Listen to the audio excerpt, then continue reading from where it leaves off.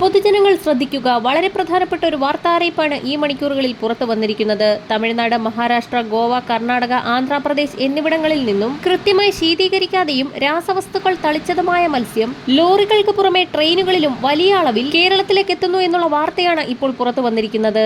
നേരത്തെ തന്നെ കൊല്ലം ജില്ലയിൽ വ്യാപകമായി ഇത്തരത്തിൽ ട്രെയിനുകളിലും ലോറികളിലും മത്സ്യം എത്തുന്നു എന്നുള്ള റിപ്പോർട്ടുകൾ പുറത്തു വന്നിരുന്നു. ആവശ്യക്കാർ വർദ്ധിച്ചതോടെ ലോറികളിൽ കൊണ്ടുവരുന്ന മത്സ്യം വഴിനീളെ ഇറക്കി വിൽപ്പനയും ആരംഭിച്ചിട്ടുണ്ട്. അതിർത്തികളിൽ ഭക്ഷ്യസുരക്ഷാ വകുപ്പിന്റെ സ്ക്വാഡുകൾ ഉണ്ടെങ്കിലും രാസവസ്തുക്കളുടെ സാന്നിധ്യവും പഴക്കവും അതിവേഗം നിർണ്ണയിക്കാനുള്ള സംവിധാനമില്ല. തൊടുമ്പോൾ കുഴിഞ്ഞാൽ മത്സ്യത്തിന് പഴക്കമുണ്ടെന്നർത്ഥം.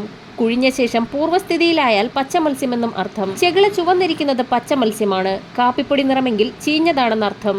കറുത്തതെങ്കിൽ വളരെ പഴക്കം ചെന്നതാണെന്നും മനസ്സിലാക്കാം. ഇത്തരത്തിലുള്ള മത്സ്യം വാങ്ങി കഴിക്കുന്നവർക്ക് വയറിളക്കം, ഛർദി തുടങ്ങിയ രോഗങ്ങൾക്ക് കാരണമാകും. ട്രോളിംഗ് നിരോധന സമയത്ത് ആഭ്യന്തര മത്സ്യലഭ്യത കുറഞ്ഞ സാഹചര്യത്തിലും കൊല്ലം, തൃശൂർ ജില്ലകളുടെ വിവിധ ഭാഗങ്ങൾ കേന്ദ്രീകരിച്ചും ഇത്തരത്തിൽ പുറത്തുനിന്ന് മത്സ്യം എത്തിയിരുന്നു. നീണ്ടകര വാടി മത്സ്യം എന്നൊക്കെ പറഞ്ഞായിരുന്നു അന്ന് മത്സ്യം കച്ചവടം ചെയ്തിരുന്നത്. ഇത്തരം മത്സ്യങ്ങൾ കഴിച്ച് നിരവധി ആളുകൾക്ക് ആരോഗ്യ പ്രശ്നങ്ങൾ ഉണ്ടായ സാഹചര്യത്തിൽ പരിശോധന കർശനമാക്കി.